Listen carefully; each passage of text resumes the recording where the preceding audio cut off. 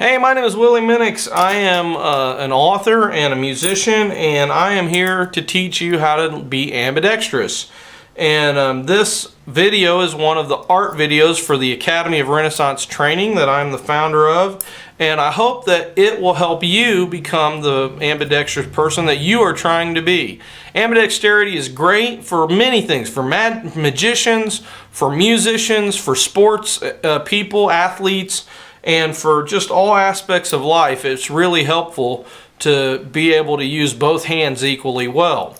And so today what I'm going to do is I'm going to teach you a couple exercises that will increase the dexterity in your hands and help you to be a better, be able to use both hands better than you normally do. So I'm going to adjust this camera and we'll get to it. Alright, in the previous videos I've taught a lot of different techniques to using coins to help you with your ambidexterity exercises, and I really like being utilitarian. If I have one object that I'm working on, I like to see how many different ways I can come up with to use this as a teaching tool. And this pile of coins here is just an example of that. So what I've done is I've taken 2 quarters out of the pile, and what you'll notice is I'm going to do a move today that magicians use. It's called the thumb palm, where you take the coin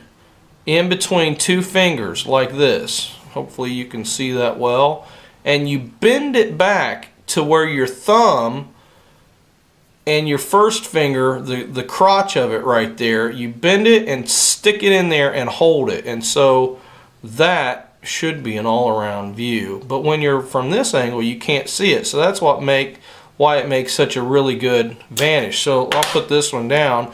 If you were to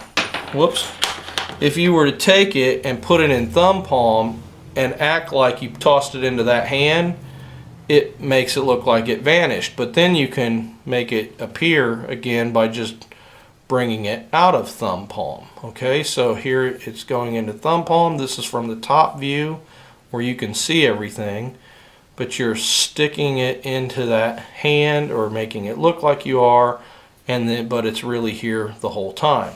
So from this angle, and as a magician you always want to check your angles, you put it in there, it looks like you're just dropping it into your hand, but you're not. You're tucking it into thumb palm.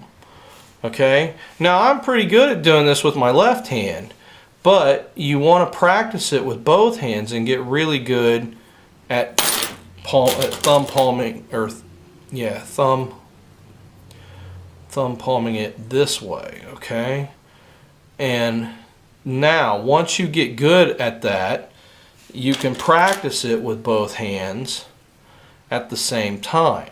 Okay, and so that's step 1, okay, of this exercise. But why would we have just one step when we can just keep going and going and going, right? That's kind of our philosophy here at Art.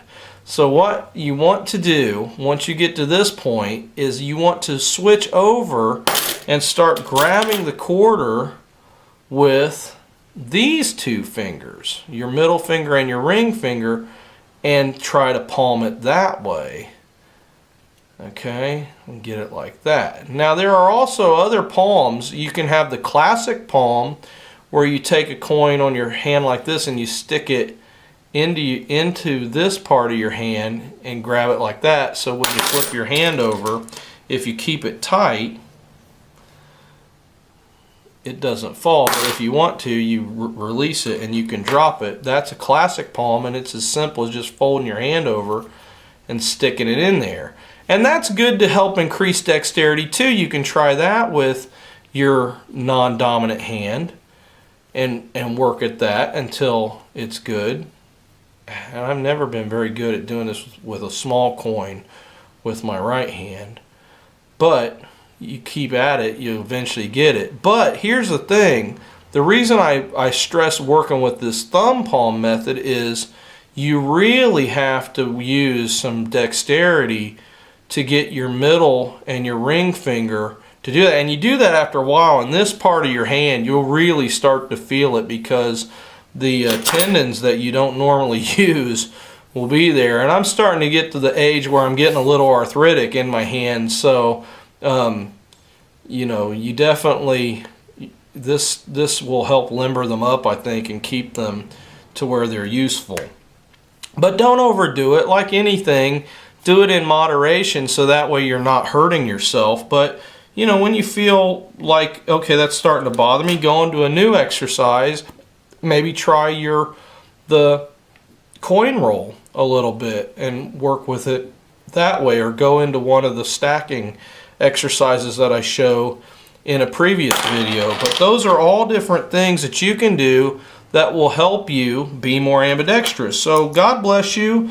If you like this video and you want to see more videos on being ambidextrous, or we talk about all sorts of stuff. This is the Academy of Renaissance Thinking. So we talk about logic, and we talk about ambidexterity, and we talk about faith, and we talk about all sorts of things that you know, we think help develop a Renaissance type of mindset. So you have a good day. Like and subscribe if you like what we're doing, and hopefully we'll see you. And if you think of any techniques that might be helpful, please leave them down in the comments, and maybe it'll help other people that are trying to be ambidextrous too. So you have a good day, and we'll see you in a future video. Well, that didn't work.